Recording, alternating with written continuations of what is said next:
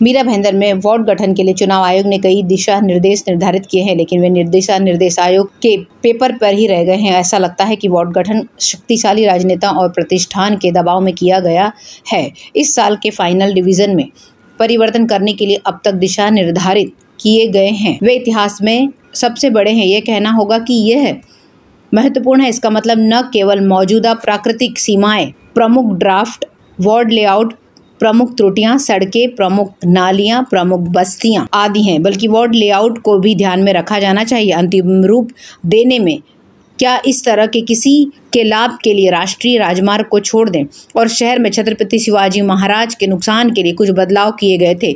मुख्य सड़क की सीमा पार ये सब हुआ। इतना ही नहीं, चुनाव आयोग ने वार्ड निर्माण रेलवे की सीमा लांघी नहीं है। छत्रपति शिवाजी महाराज के मुख्य सड़क के वार्ड 19 और 17 द्वारा पार की गई सीमाओं को फिर से ठीक किया गया।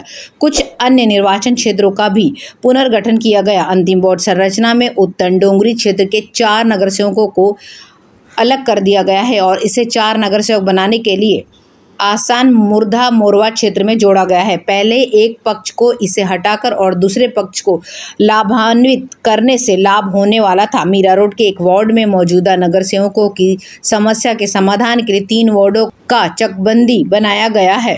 कहने का मतलब यह है कि जो वार्ड बनाने का गणित है वो पर्दे के पीछे किस तरीके से किया जाता है। अब वार्ड गठन भी आयोग के दिशा निर्देशों के मुताबिक राजनीतिक दलों के फायदे के हिसाब से किया जा रहा है। आरोप लगाए जा रहे हैं कि पर्दे के पीछे से हिसाब लगाया जा रहा है ताकि वार्ड हमारे लिए सुविधाजनक हो और विरोधियों का पता किया जा सके और उन्हें नुकसान में रखा जाए। इस तरह की सोच बाहर निकल के आ रही है। मीरा भाईंदर व सेविरार बहुत तेजी से बढ़ते शहर हैं, इसलिए साइबर अपराध की शिकायतों की संख्या भी कुछ महीनों में दुगनी हो गई है। साइबर ब्रांच में 1 जनवरी से लेकर 30 जून 2022 तक 954 शिकायत आवेदनों में से 524 आवेदनों को संदिग्ध अभियुक्तों एवं संबंधित व्यक्तियों की तकनीकी जानकारी प्राप्त कर संबंधित थानों में भेजा गया है। इनमें से पुलिस थानों ने 19 मामले दर्ज किए हैं। साइबर ब्रांच का ऑनलाइन फ्रॉड से लेकर अश्लील पोस्ट तक तरह तरह की शिकायतें मिलती हैं। साइबर विंग में सिर्फ 1 इंस्पेक्टर और 9 की टीम है।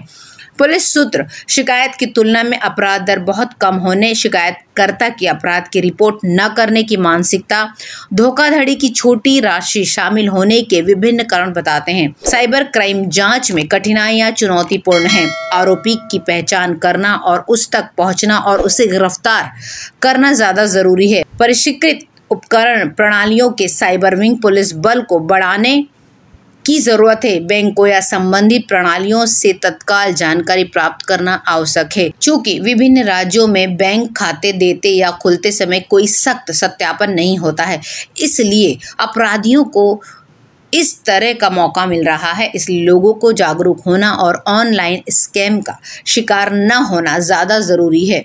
7 माह में 45 लाख का भुगतान किया गया है। ऑनलाइन ठगी करने वाले शिकायतकर्ताओं से साइबर शाखा ने 7 महीने में 45 लाख रुपए तक की वसूली की है। फर्जी SIM card, racket, loan app आरोपी जैसे कई अपराध उजागर हुए हैं। साइबर अपराध इसे रोकने के लिए नागरिकों को जागरूक होने की जरूरत है और पुलिस की ओर से लगातार जन जागरूकता पैदा की जा रही है। सुप्रीम कोर्ट की 3 जजों की बेंच ने जून में देश के राष्ट्रीय वन पार्कों के आसपास के इको सेंसिटिव जोन को 1 किलोमीटर तक सीमित कर दिया था, जिससे इको सेंसिटिव एरिया में निर्माण और विकास कार्यों को प्रतिबंधित कर दिया जाए। मीरा भाईंदर नगर पालिका में संजय गांधी राष्ट्रीय उद्यान से सटा हुआ है। बड़ी मात्रा में जमीन लेने वाले बड़े डेवलपर्स और राजनेताओं की मुश्किल अब बढ़ेगी, क्योंकि यहाँ निर्माण के लिए इको सेंसिटिव जोन कमेटी को मंजूरी के लिए जाना है। पहले वन सीमा के अंतर्गत आने वाला क्षेत्र 10 किलोमीटर था। चूंकि वन सीमा से सटे हुए शहरी क्षेत्र को कड़ी टक्कर मिलेगी, इसलिए 2016 में केंद्र सरकार ने एक अधिसूचना जारी कर 7 नंबर के साथ पर्यावरण के प्रति संवेदनशील सीमा की घोषणा की थी। शहर का छेना क्षेत्र पूरी तरह से पर्यावरण के प्रति संवेदनशील हो गया है, जबकि वरसावे, घोड़बंदर, महाजनवाड़ी क्षेत्रों को नाम मात्र के लिए इको सेंसिटिव में शामिल किया गया है। अन्य क्षेत्रों में भी बड़ी संख्या में पर्यावरण के प्रति संवेदनशील क्षेत्र है। बड़े पैमाने पर अवैध निर्माण व निर्माण खनन, पेड़ों की कटाई का कार्य चल रहा है। कुछ अवैध कार्य नगर पालिका और राजस्व की अनुमति से किए जा रहे हैं, इसलिए पर्यावरण के प्रति संवेदनशील क्षेत्रों में अवैध भराव व निर्माण के खिलाफ कार्रवाई की मांग लगातार की जा रही है। यह रिपोर्ट वन विभाग द्वारा दी गई है। कुछ बड़े नेताओं की कंपनियों ने छैना इलाके में बड़ी मात्रा में जमीन ले ली है। जंगल सीमा के पास नेताओं के होटल खड़े हो रहे हैं। इस क्षेत्र में शासकीय सरोवर की निकासी, मैनग्रोव्स के माध्यम से सड़क निर्माण के संबंध में अपराध भी दर्ज किए गए हैं। पहाड़ी को तोड़ने, पेड़ काटने आदि के मामले में वन विभाग ने रिपोर्ट यह दी है।